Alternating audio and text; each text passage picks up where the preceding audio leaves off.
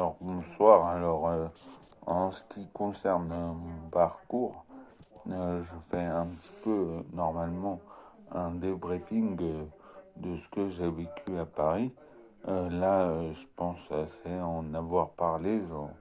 J'en ai fait deux des débriefings, enfin deux, deux quand j'étais à Dijon et deux quand j'ai fait la manif des flics le lendemain. Il me semble que ça suffit.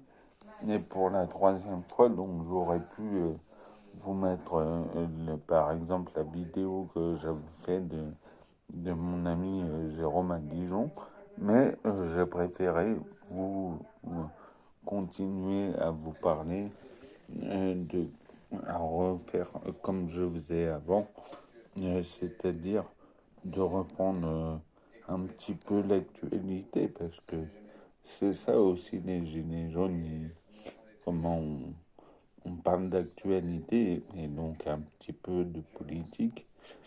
Euh, et euh, en ce moment, il y a l'affaire Epstein ou Epstein, comme on veut, mais comme on veut prononcer, mais comment.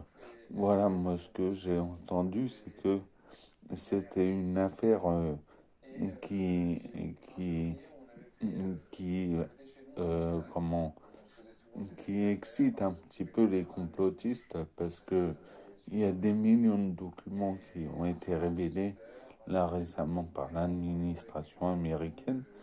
Et donc il y a plein de noms qui ont été cités, dont des gens qui n'ont rien fait. Euh, et euh, comment Ben voilà, faut trier un peu. Mais il y a un nom qui revient souvent, c'est Trump. Alors, je dis pas que Trump a été impliqué ou quoi, hein. Je dis simplement, moi, je parle sur Jeffrey Epstein, ou Epstein, qui a été, qui a été amené un petit peu à collaborer avec Trump ou son équipe à un moment, et que maintenant Jeffrey Epstein, on dit qu'il s'est suicidé en prison.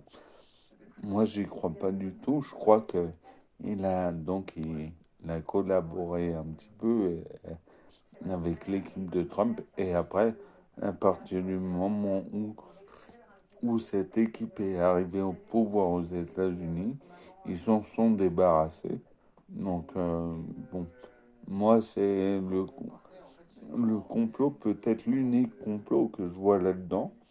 Voilà, je pense pas qu'il